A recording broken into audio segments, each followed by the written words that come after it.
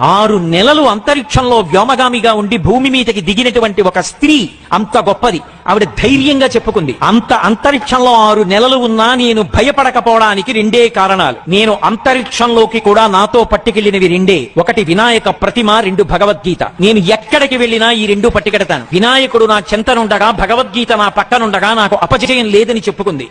I really appreciate my Indian heritage and was glad I could bring part of it with me to space.